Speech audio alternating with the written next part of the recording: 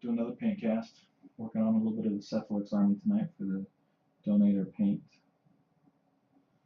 charity auction that's going to be going on for this Cephalyx Army. I was just here working on some bases, and so I thought, what the heck, might as well hop on and at least stream this. So pretty casual tonight. Don't really have any one on air with me tonight, so it's just me hanging out here. So feel free to pop in chat and ask a question if you like. Otherwise, I'm just going to kind of talk and paint at the same time here. What I'm doing is, like I said, working on the bases for this Cephalyx Army. 35 miniatures total in the Army. 3 large base, 1 medium base, and 32 small bases. So, because of the way I'm painting the minis in this particular army, it's just a little bit easier for me to do all the painting of the bases first, and all the weathering on the bases first, and then attach the minis to the base afterwards. It's just going to be easier for me and faster for me to do it this way. These bases are attached to the paint sticks. These are paint sticks here, the kind that you get at Lowe's or Home Depot. The bases are just attached with a small piece of double-sided tape on the bottom. Nothing too fancy.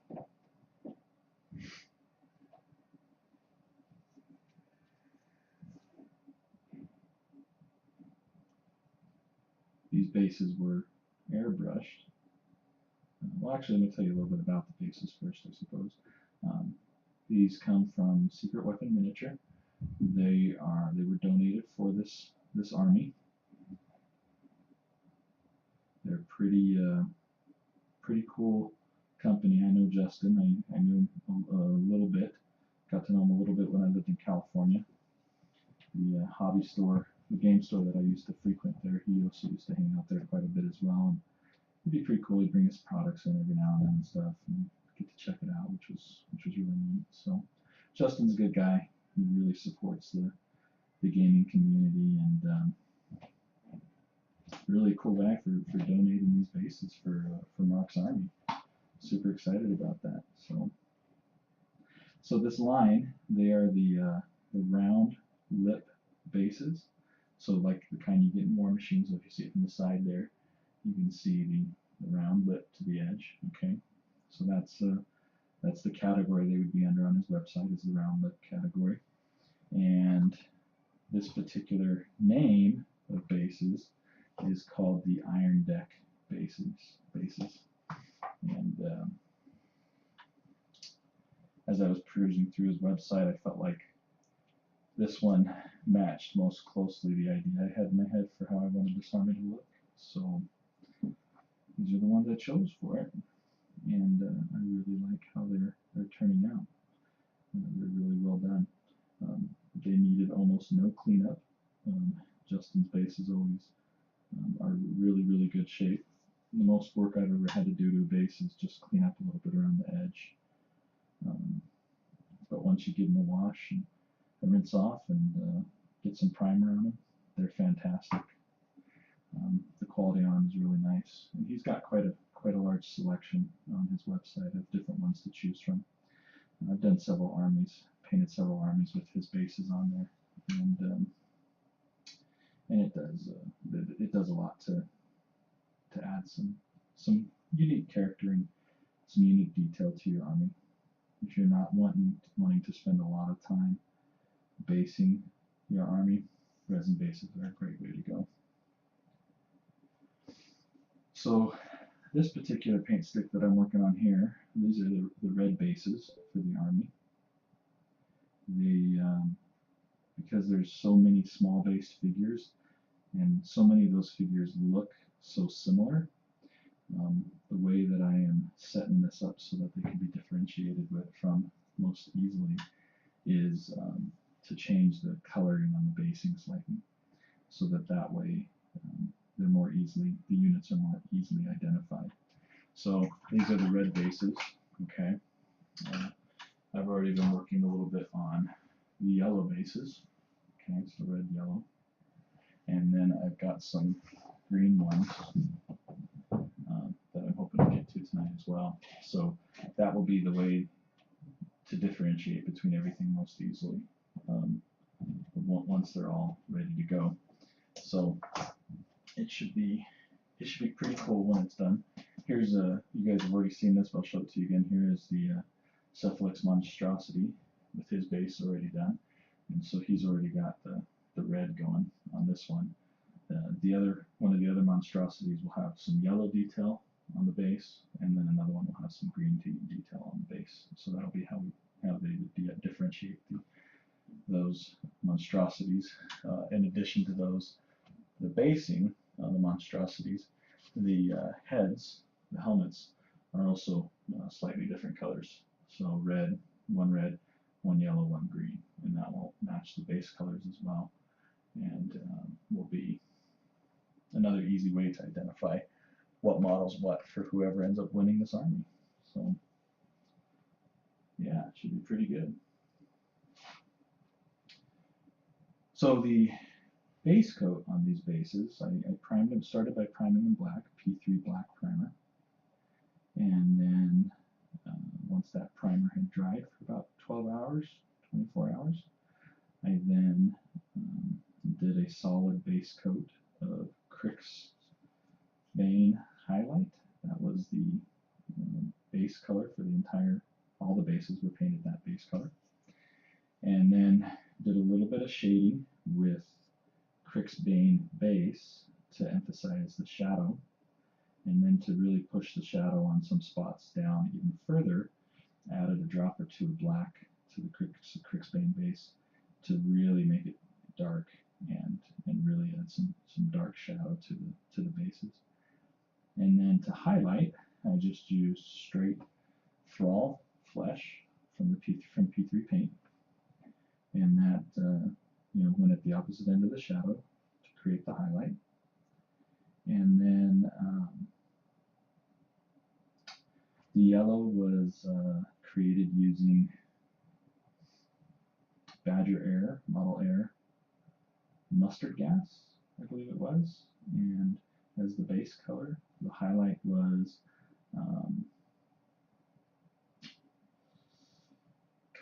it's the radioactive yellow, I think is what it was called. I don't want to stop painting right now to go over there and look at it, but I think that's what it was. It was like radioactive yellow or something like that. And then the shadow on the yellow was just a couple drops of the P3 Crix Vein base mixed in with the mustard gas yellow, and that's what created that nice yellowy mustardy color that you saw. The red here, the base color for the red is a Nebulon red from Badger airbrush paint. Highlighted, I believe, with Gore red. I've got it written down. I'd have to go look at it. And then shaded with clay red, and then given a few glazes of P3 red ink to really make the red pop and be a little more intense. And as you can see on the screen there, it looks pretty good. It's got a nice pop to it. So those were the kind of the colors that I used. What I'm doing right now is just blocking in all the black areas. Nothing too fancy here. These areas that look like grills right there, those are going to get a dry brush of probably pig iron, maybe cold steel a little bit. And then once that dry brush happens, I'm going to add some paint chipping to it, and then seal the model in an acrylic sealer. And then I'm going to use oil paints and enamel paints to weather it, to distress it, and to make it look old and nasty and beat up and all that other good stuff. I've also got some UHU glue, UHU, that I'm going to use with some red ink and some brown ink to create some nice blood effects, put some blood splatter on the bases, like I did on the monstrosity there. So it should look pretty good when it's done. I'm excited. And it'll go pretty quick. Once I get all this black blocked in, and I don't have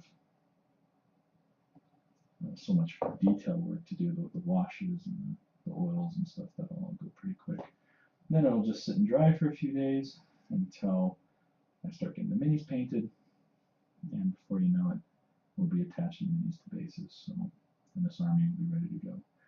Still shooting for the end of April. We'll see how that goes. This Saturday I should get a nice big chunk of time working on the army, which will help. Actually, this weekend in general I should. My wife is out of town with the kids, visiting family in Utah, and that always, as much as I hate to see them go, always creates a lot of extra time for me. So, so that should be pretty good. I'm looking forward to that for the painting aspect of it. So this red rack of bases is done now. Set that aside, move on to this next red one, and get this one painted real quick. On this base here, you can actually see the nice transition that I made there from the Bane base, Crixbane base up to the Thrall flesh. It makes for a nice neutral grayish transition color. In fact, I think the Crix Studio scheme, probably because of those colors in general, is probably one of the easier ones to paint, really. Those three colors, Thrall flesh, Crixbane base, Crixbane highlight, they really go together really well. They really mix together really well. They really transition from one another really well. And you know, if you're looking for just a quick paint job, it's not overly exciting, you know, the grays, but it's a pretty quick and easy paint job to do.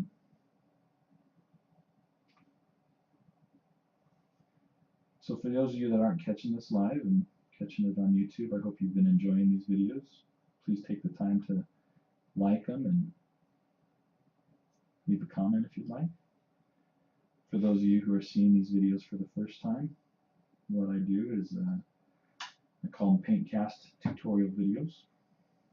And what I do is I teach you how to paint a miniature, if that's what you want to do. I do take commissions, but really what I'm trying to focus on now is this idea of teaching people how to paint. I use Twitch TV to stream my paint tutorials live, and then post them on YouTube so that when it's done, if you have ordered one of these paint tutorial videos, you have unlimited access to it through YouTube. You can return back to it and watch it anytime. The whole idea here is if you've got, say you want to paint a Caddo army, and you got a color scheme in mind, but you're really not sure how to go about painting it, how to apply those colors, or even if those colors are going to work. You search the internet and you find tutorials on how to paint, but nothing specific to what it is you want or what it is that you're looking for. Well, where these PaintCast videos come in is you would actually send me one of those miniatures, let's say a Winter Guard miniature, or a Cador Destroyer or Juggernaut, and I would hop online here and I'd paint it for you, and it would be all documented. The colors that I use, how I apply those colors. We would talk about color theory and what colors might complement your army better, what kind of basing you want to do in your army. We talk about it all. I mean, it's no topic is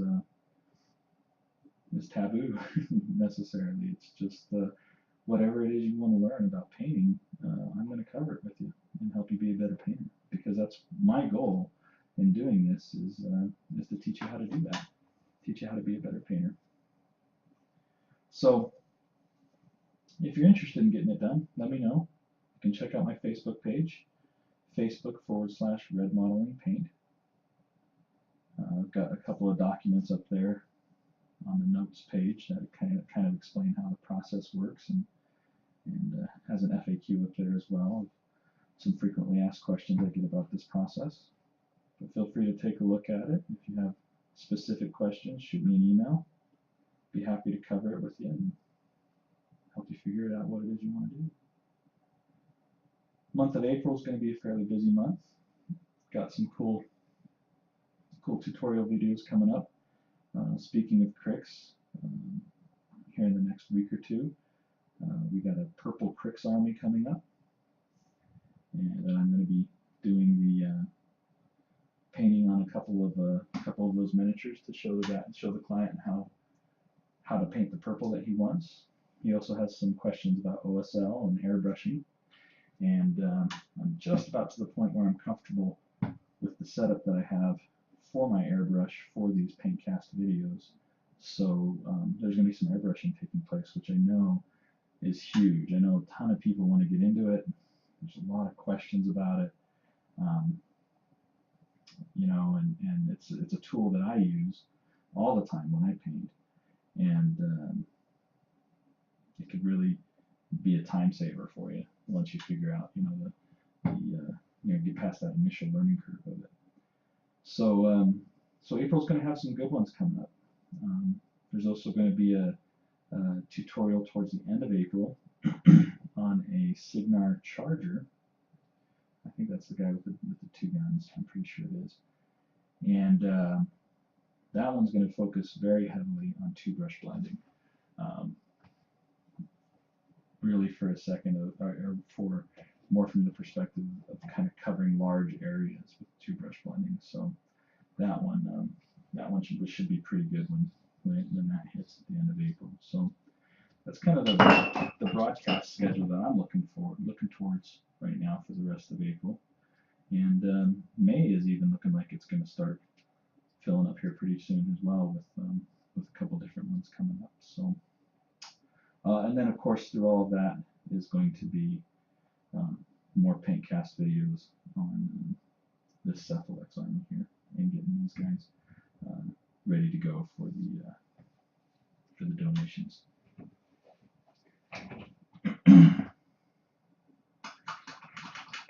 So this red one is done. Set this one aside.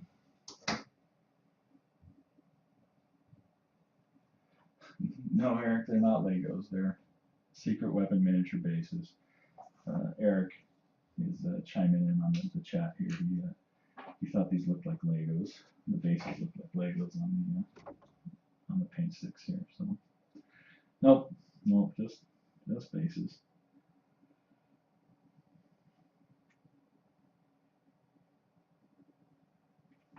So on the P3 forums the other day, the painting and modeling forum, and some guy had posted a question about how do you tell the difference between units that look similar on the table. There's some good discussion about it. I probably should go back once this video posts and show the bases and how I'm using the bases to help create a consistent theme in the army, but also make it very easily identifiable what units are different.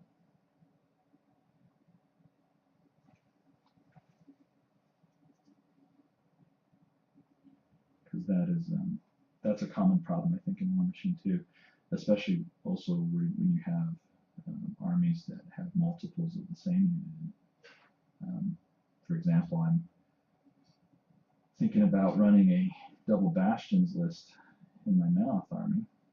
I've already got one unit of bastions painted and assembled, and I'm thinking, how am I going to make the second unit still be cohesive with the army, but also very easily identifiable as the second unit. And the current idea that I'm working with is I'm going to reverse my color scheme. Currently my Manoth is a teal color, and with white trim and gold accents. So I think what I'll do is I'll stick with the gold accents and go with a white base for the color with teal accents. So and then maybe like red robes instead of white robes. I think it'll look really cool on the table, and I think it will stay cohesive as well.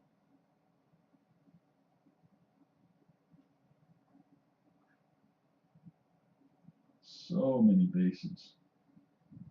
35 small bases. I feel like I'm painting a Space Marine army again. Gosh, before I got into War Machine, I was actually really big into 40K, and I played Space Marines, and I had recreated the entire Imperial Fist 5th Company. So yellow armor, black trim, and I had, gosh, what was it? Two assault squads, 5 tactical squads, a couple Devastator squads, some rhinos in there, a Razorback or 2, a couple of dreadnoughts, chaplain, command squad. I mean, it was what is it, a company, 100 Marines, something like that. Yeah, so it was 100 Space Marines, and it got pretty tedious there at the end. I was ready to be done with painting yellow. I'm still scarred. I won't paint yellow on any large scale because of how challenging that was to do all that yellow with the bad ones. It was ridiculous.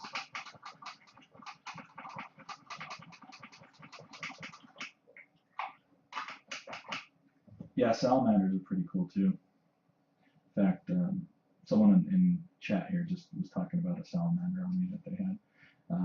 Cool paint schemes. I really dig the green and the fire and the dragon theme and stuff. In fact, I don't know if I should talk about this, but I mean, it doesn't really matter actually.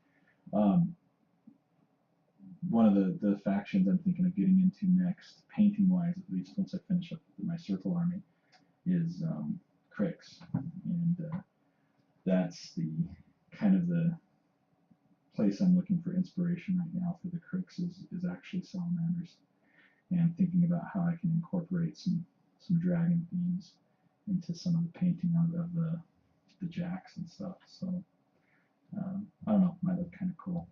That's a ways off though, guys. Probably at least a year, if not more, at the rate that I'm going right now. So, like I said to Trevor the other day, I'm always thinking about what army to paint next. I have painting ADD so bad.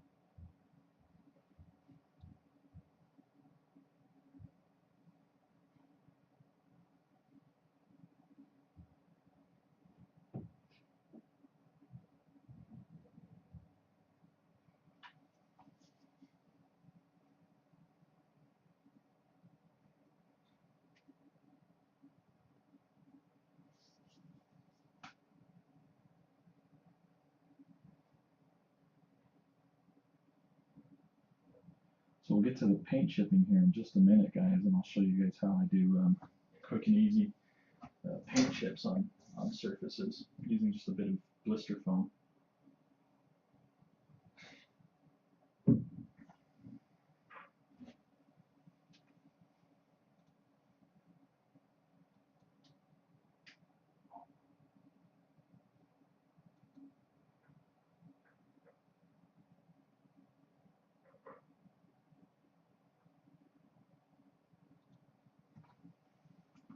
Just one more stick a minute of bases to paint here.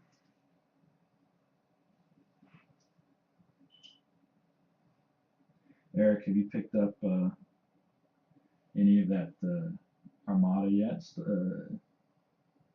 Imperial, or gosh, Star Wars Armada, I think is what it's called, with the Star Destroyer and the Nebulon B and the Carillion Corvette, or Blockade Runner rather. I actually picked up a box set on Saturday when I was in at Discount Games. Game Opus actually is what it's called here locally. I'm excited to check that one out. That one looks like it's going to be a fun game.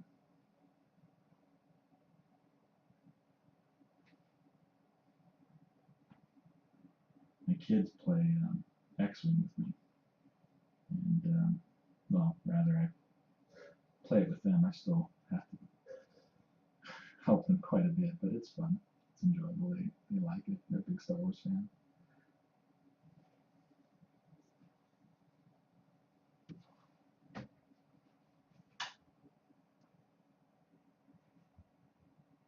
Yeah, you know, I've never played a fleet-based tabletop game, so I'm kind of interested to check it out. You know, I mean, at least owning the first box set doesn't bother me too much, especially since I'm so interested in the models. You know, they're so well painted. So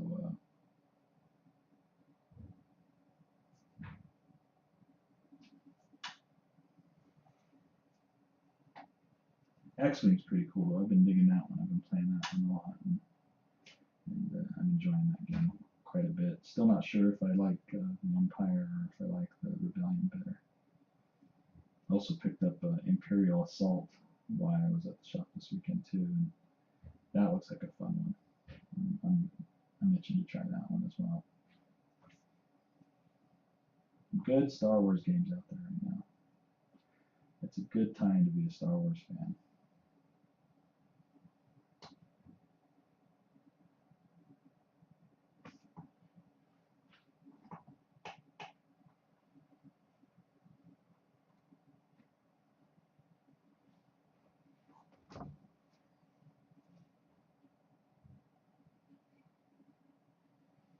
I'm just looking at the chat window right now, and I'm wondering if I might add that as a global capture device on the Twitch screen, because people are catching this on YouTube.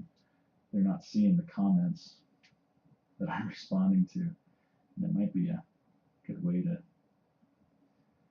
help link those who catch the broadcast after it's been posted to those who are actually watching it while it's happening. So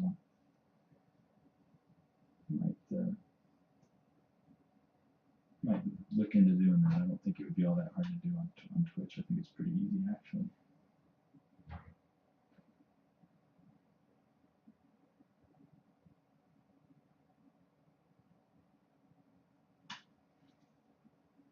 Light around a little more here. It's a little dark.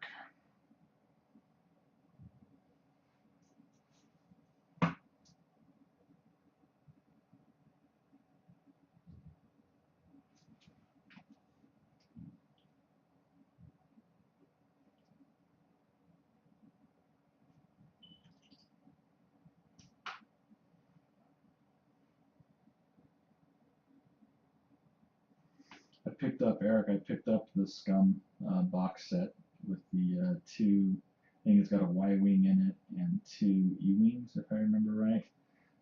Just kind of picked that up on a whim. It's still sitting in the plastic though. I haven't opened it up yet, but it does look interesting.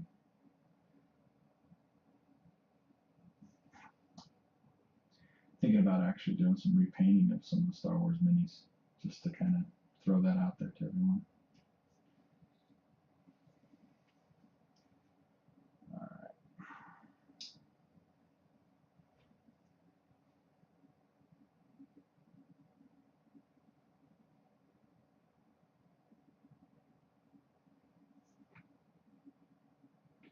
The green that I used, I already went over the colors that I used for the red and the yellow on the other bases. The greens on this base is the same Crix colors for the shadows and the highlights.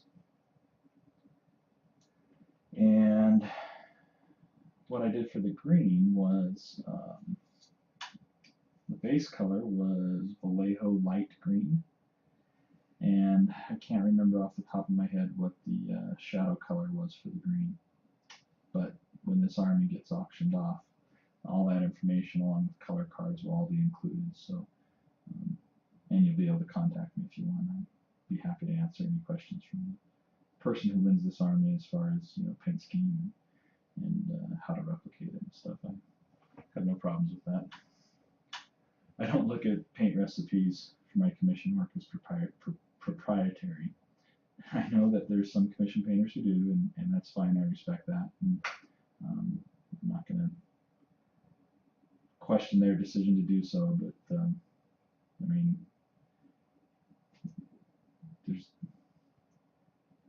there's not a lot of secrecy with me when it comes to paint schemes. So I'm always open with that information. Very willing to share it.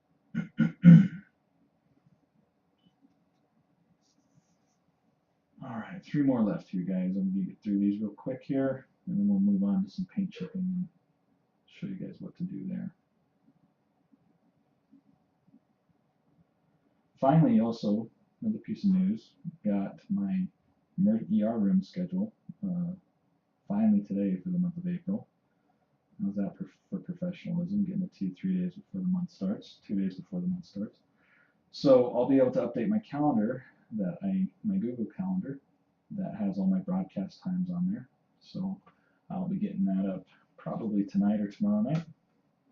And at the recommendation of some listeners or some viewers, I'm going to try and, to the best of my ability, summarize what I will be doing in each broadcast on that calendar. So that way, if there's something of interest that you want to see, you'll have some, at least a little bit of foreknowledge about it, and maybe can plan your schedules to be on air with me and watch when I'm doing it live.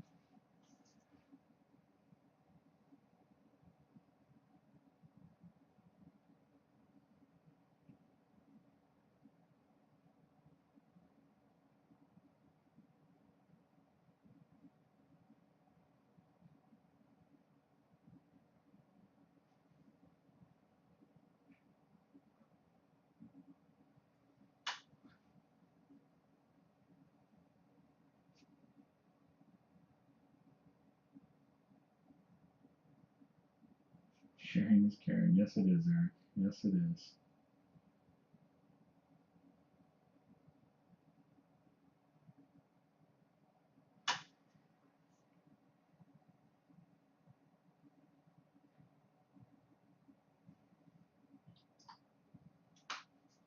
Saw your stuff, by the way, Eric, that you posted today on the Prep 2 Press forums.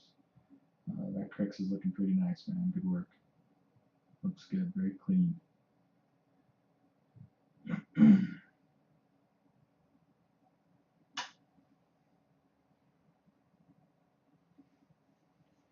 Alright, last small base.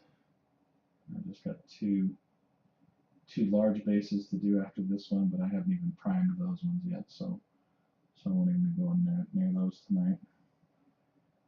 Just knock this one out here real quick.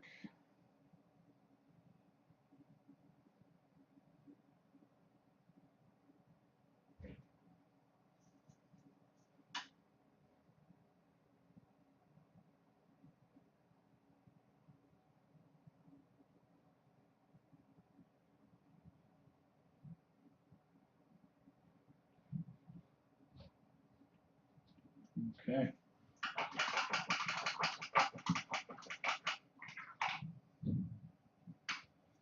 So on the side.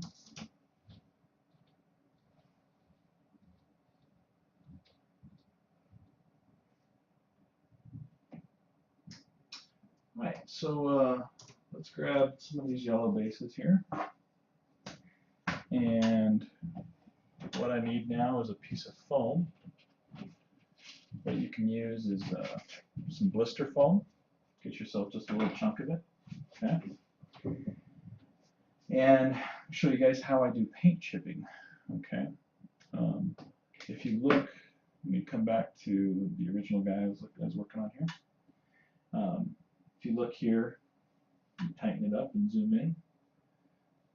Just a second here.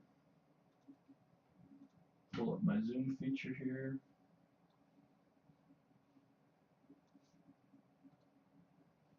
And we will zoom in on that base nice and tight. There we go. Clean that focus up a little more. Alright, so if you take a look at the base, there is kind of all over the place there, just chipping and distress all over the base. On the back side here, ooh, can't really see that there. Let me get my camera.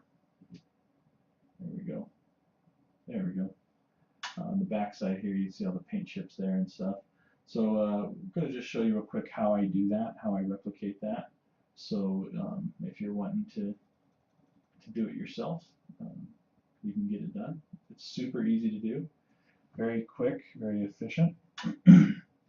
like I said to start with, get yourself a piece of foam. Okay, the more irregularly, oh gosh, I can't even say that word. The more random the shape, the better the paint chips will look. So, you know, just rip off a piece and pull some pieces off of it. Nothing big, nothing fancy there. Okay. Then get your, in this case, I'm going to be using the Crixbane base and the Crixbane highlight, both as chipping colors here. Okay. And very simply, you're just going to apply a little bit to your palette, dab the sponge in, wick some of the extra moisture off of the sponge onto a paper towel. Don't use a wet paper towel, make sure it's a dry paper towel. And then you're just going to randomly start adding spots and dots and paint chipping. So we'll start here with the medium base, okay? And I'm going to just put a dab right there on the end.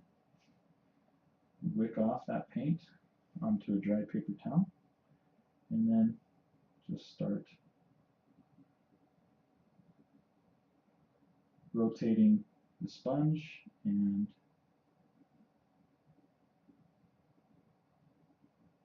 adding paint chips. And that is that, man. Super simple. My advice would be, and I know it's really tempting because you start seeing it and you think, oh, this is so cool. My advice would be not to overdo it. Okay, you don't want to detract from all the hard work that you've put into your painting and your detailing of the base. So keep it fairly simple. What you can do though after you get all the dark colors done is go back to that lighter color. Again, wick it off, and then just very lightly in the center or around where some of the bigger paint chips are, add some of that. And you can see me focus in on that. You can see how much variety that just adds right there. Really simple, really straightforward to do.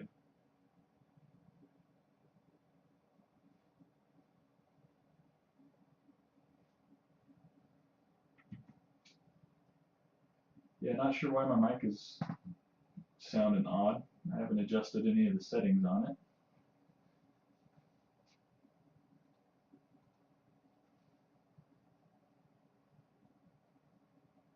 Like I'm talking in a can, huh, Trevor?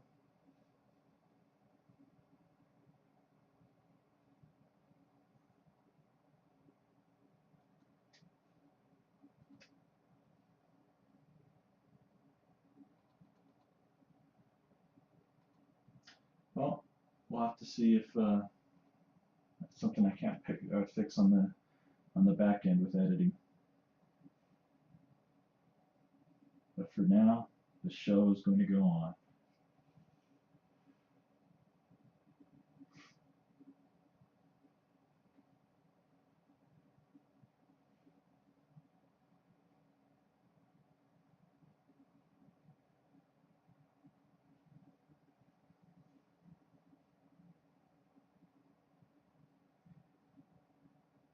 As you're applying the paint chips with the sponge, make sure to rotate the sponge in between applications, because you don't want to create the pattern. You want it to look random. You want it to look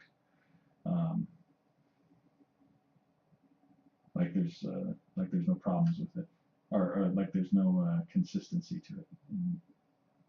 It's completely random.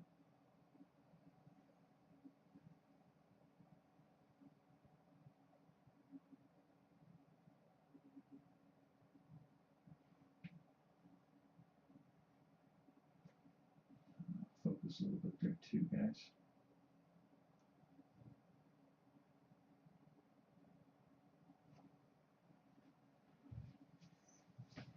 For Yogg's Hub, he's asking the question, would I use a rust color for rust, or on the red, if that's what I'm understanding what you're asking?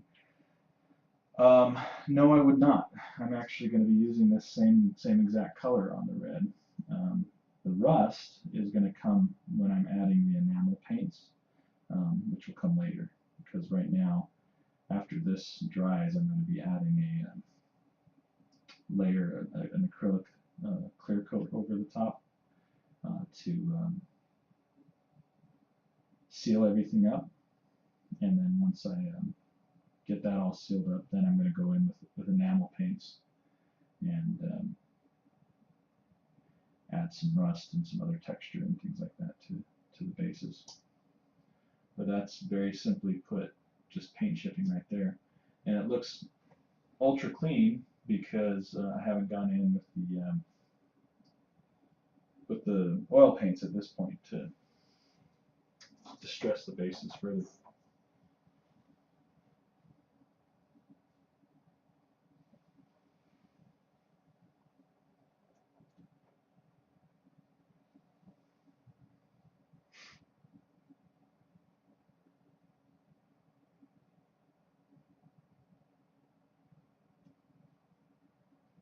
Is anyone else having a hard time hearing me, or is it just Trevor? I'd be curious to know.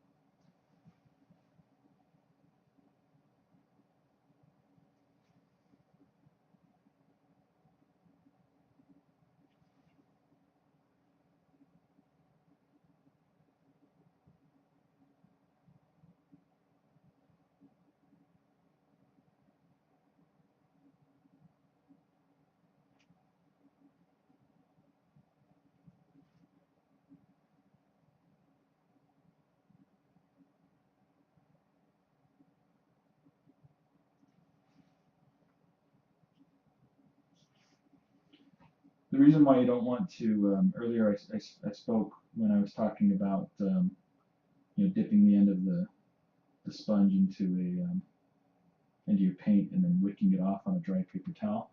You don't want to do it on a wet paper towel because it's going to take too much moisture out of the paint. You want the paint to be able to transfer fairly easily and readily to the surface when you're doing this paint chipping stuff.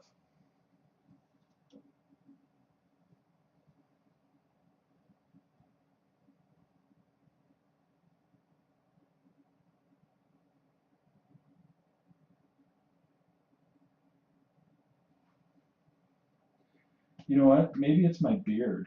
Maybe my beard is getting in the way. Let me move the mic up here closer to where I'm at and see if that changes anything.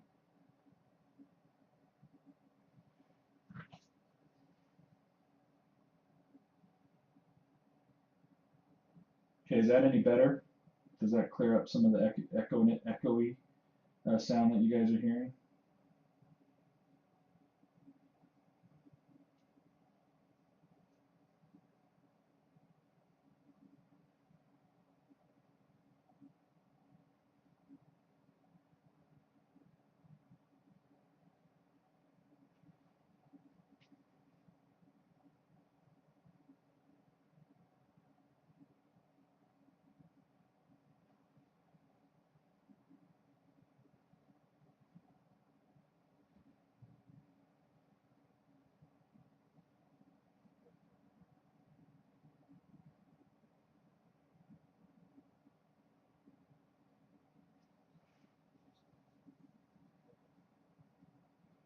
Well, I guess this is the problem of it being a first time running this kind of stuff, right, guys? I'm still new to it and still trying to figure out what what settings need to be done to get everything sounding as good as it can. So thanks for being patient, guys. Next PaintCast we'll have it figured out and why the audio is so off on this one.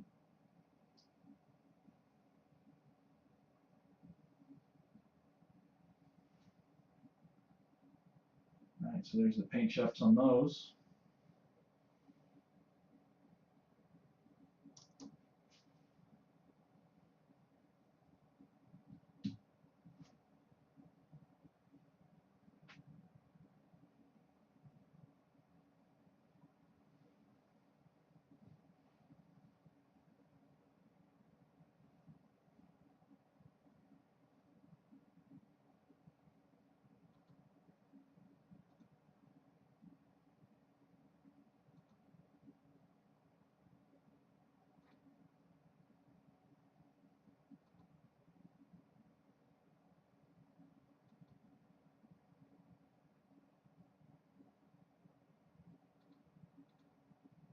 Alright, let's see, is that any better, guys? Are you guys hearing me any better on that one? I just played with a couple of settings in OBS. Is the audio a little crisper there?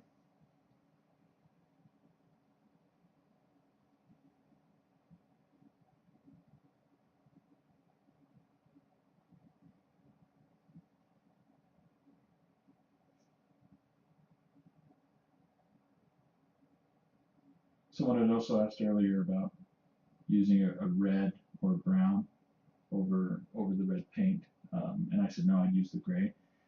You can use the gray, you can use black, you can also use a really, really dark brown too. All of those colors will give you some decent results with the paint chipping.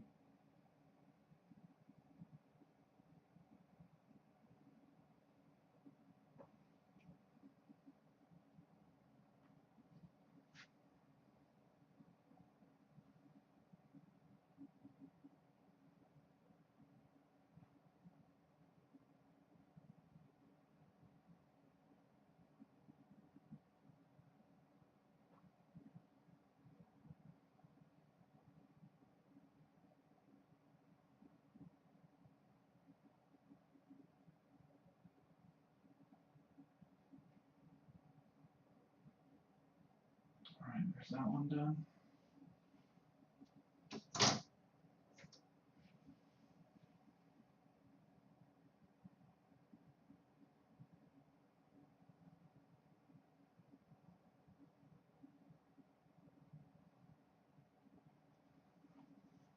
Now this one here, I'm going to stop and just kind of pause a little bit, explain a couple things. When I was masking everything off on this particular base here, you'll notice that right inside this area here, the color seems a little off. You know, you can see a little bit of white poking through. Basically what that is the masking wasn't very clean right there. This is the nice thing about this paint chipping method, is you can actually get in there with the sponge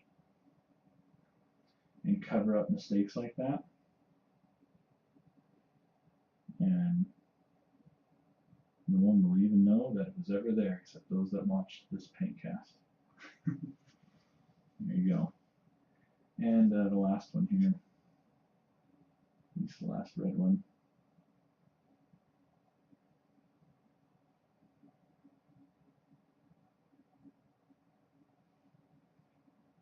There you go.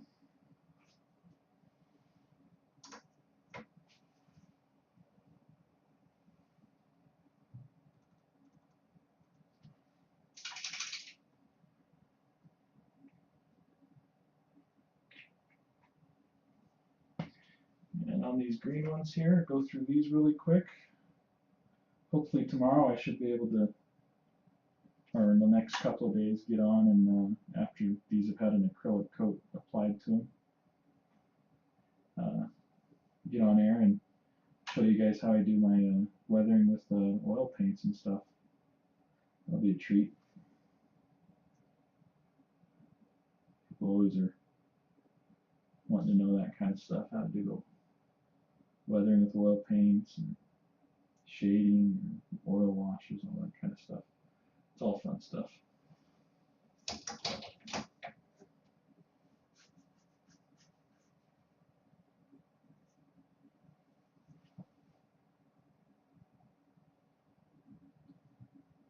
So I'm about at an hour of broadcast tonight, which is about as far as I wanted to go.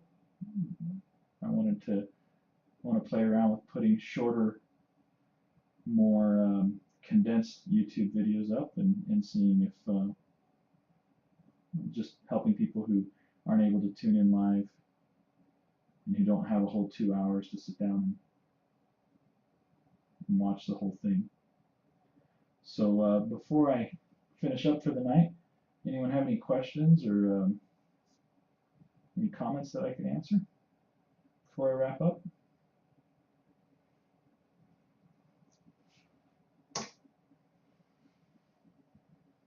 Wait for those to come through chat to see if there is any. In the meantime, I'm going to do a little paint work on this helmet for the first Cephalyx monstrosity. That way I can get it glued and attached.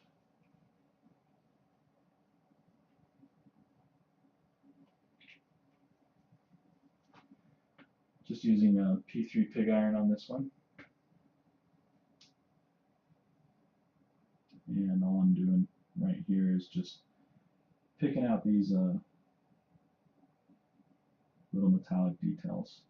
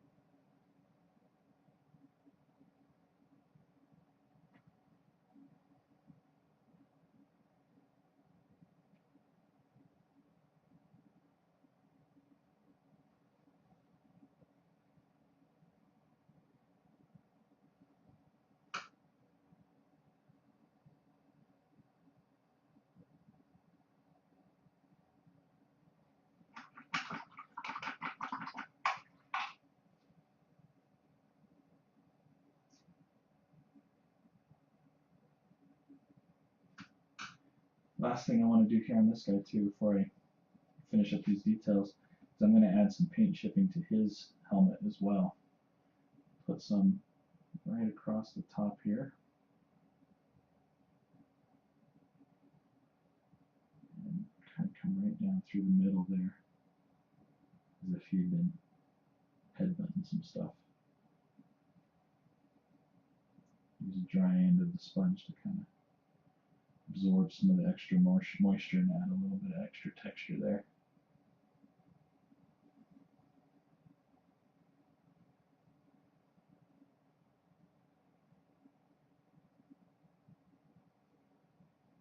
Alright, that looks pretty good. Nothing too fancy. And the sheen that's on there from the airbrush paints, that'll all be dull coated off by the time I'm done, so you won't have any of that going on.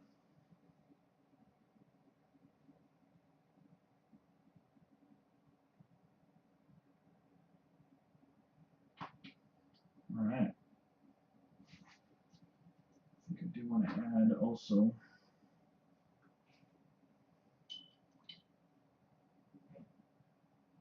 some shading into here a little bit more. Let me kind of tighten up this view because it's a fairly small piece. There you go. So on the back side here of his helmet cap, this line right here, I'm actually going to paint a solid color behind there so that it looks a little more defined. This technique is called black lining, but you don't necessarily have to use black paint. I'm going to use umbral umber for this. It's just a really, really dark brown, P3 umbral umber. And the purpose of it is to just kind of create a break in the color between two adjoining panels, or two, like say, you know, a tunic and a piece of armor.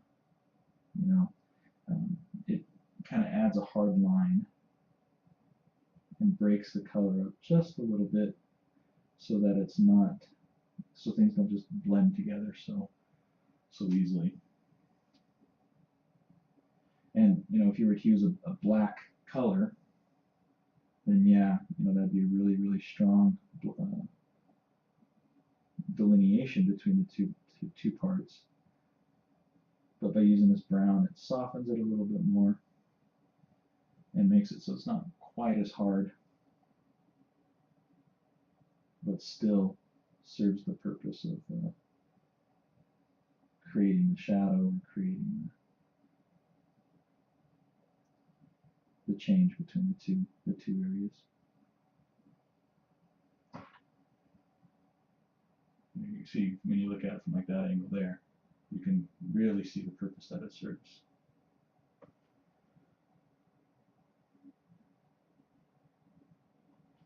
thin my paint out here just a little bit on my palette.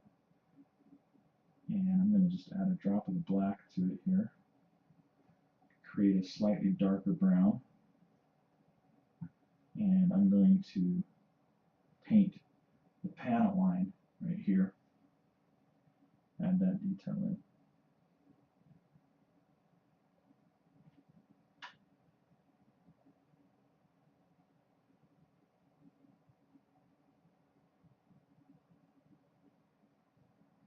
There you go.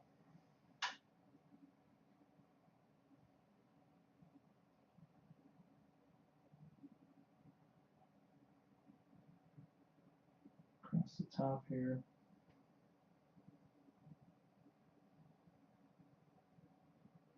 Down the side. We've added that little bit of detail there.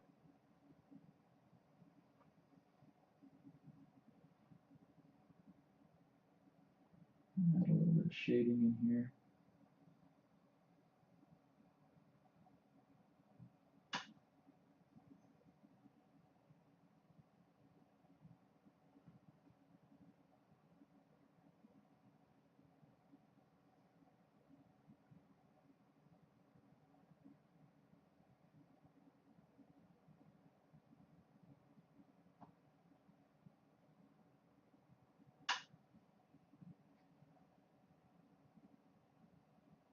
There's that side there.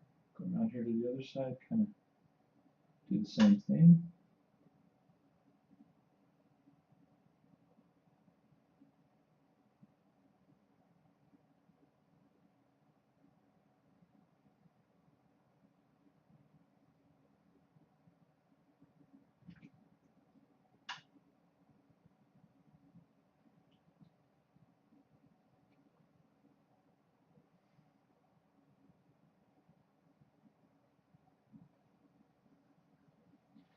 And to finish it off on the bottom here, you can see how light and uneven all that color is.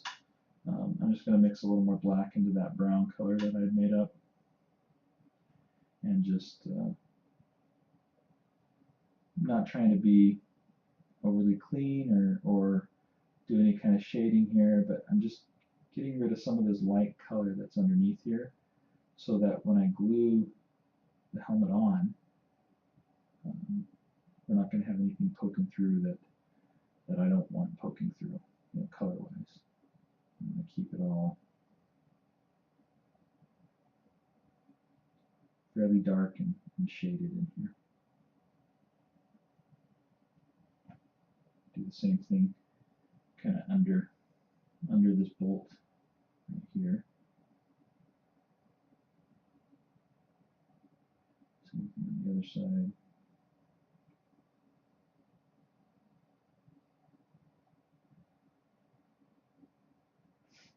A little bit of shadow inside the screws there. And there.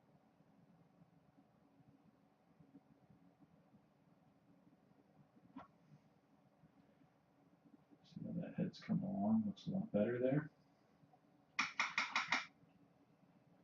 One of the last details I'm going to do is grab some P3 armor wash.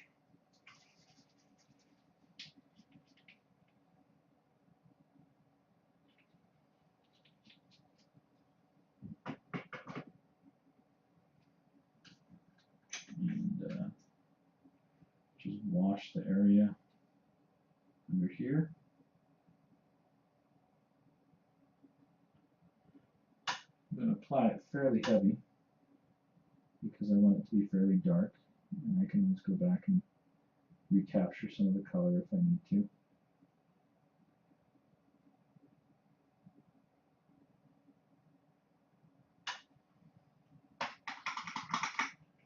And then one of the last things I want to do here, or the last thing I want to do rather, is all the rivets on the front here. I'm just going to put a small highlight on those, and for that I'm going to use P3 Cador red base. Put it on the screen there.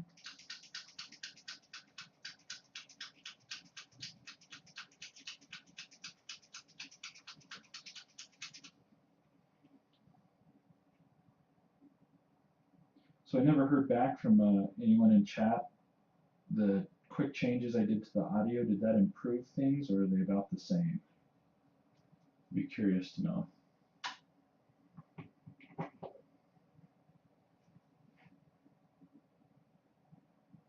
So Cador Red Highlight is a nice vermilion color, somewhere between orange and red. And all I'm going to do is just on the very highest part of these rivets, add a little bit of a highlight there.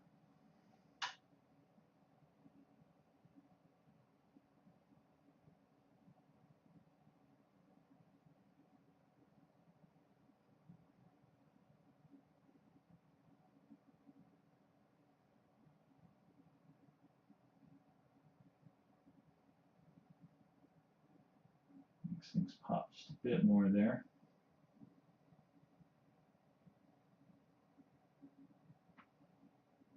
Oh no, Trevor, you got rear-ended. Were you in your Camaro? I hope you weren't, buddy.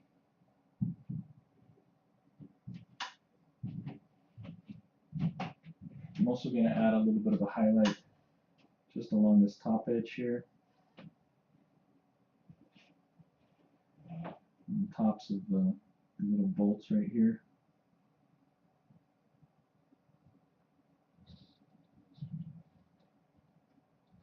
Kind of add a little bit of a randomness there on these edges where some of these chips are.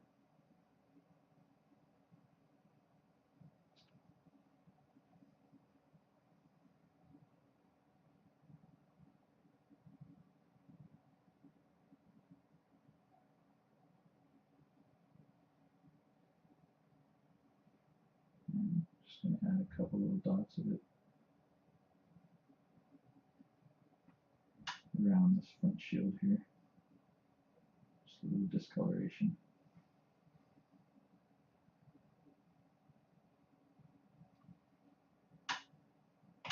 Oh man, are the kids okay?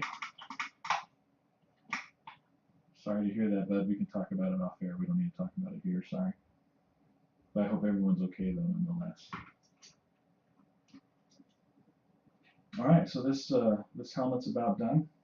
I'm going to wait for this wash to dry right in here, and then I'll probably come back with some cold steel and get some highlights going in there. But for now, guys, that's where I'm going to wrap up for the night. Thanks for taking the time to watch. This will be on YouTube in the morning.